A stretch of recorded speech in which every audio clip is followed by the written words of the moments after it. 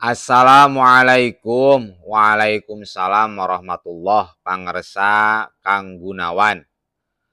Bade naros hukum membangun 2 masjid di satu kampung. Hukumnya gimana?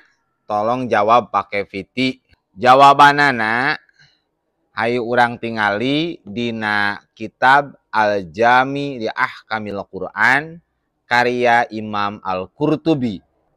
Didinya aya ibarah ngucap saha ulama urang sadayana ngucap kana lapad laya juju teu meunang naon ayyubna yen tadi bangun naon masjidun hiji masjid ila janbi masjidin di sisieun alias di deukeuteun masjid anu sejen.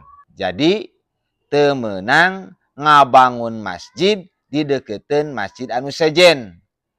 Jarakna masih keneh deket. Ngabangun masjid geus aya masjid. Tah eta teh teu meunang. Kade ieu teh masjidnya lain musola, ieu mah masjid. Kumaha lamun geus dibangun terlanjur? Wayajibu hadmuhu, wajib ieu masjid anu anyar, anu kadua teh wajib dihancurkeunana, dirobohkeunana. Ngan kade ieu wayajibu hadmuhu teh lain tanggung jawab masa. Tidak boleh main hakim sendiri. Ieu kedah dipasrahkeun ka sultan. Intina kedah musyawarah dengan pemerintahan setempat. Lamun kakarak ngamaksud bade ngabangun masjid, keur musyawarah wayahna kudu dicegah memeh terlanjur eta masjid dibangun. Wal man'u jeung wajib dicegah min binaihi tina ngabanguna ieu masjid anu kadua anu anyar. Wajib dicegahna.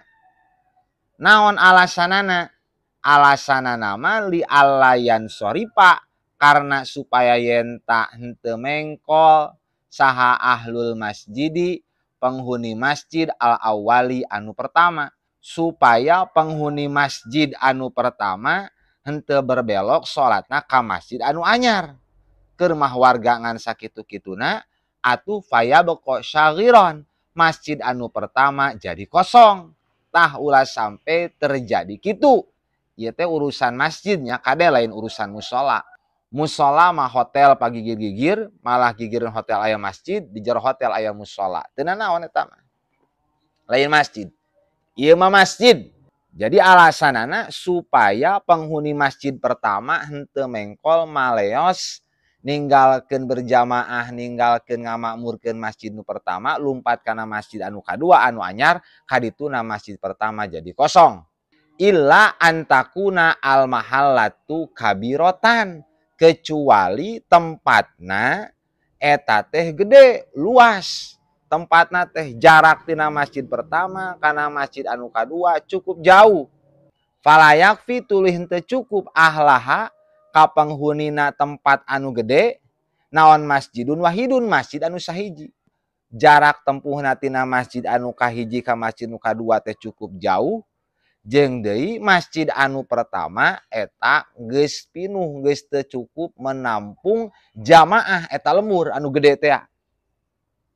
Tah lamun sakira-kira penghuni masjid geus teu kawadahan ku masjid anu pertama, ku hiji masjid geus sekawadahan, ngagedean geus teu mungkin, fayubna hina idzin. Tah nalika kondisina jiga kitu mah dianjurkeun ngabangun masjid anu baru.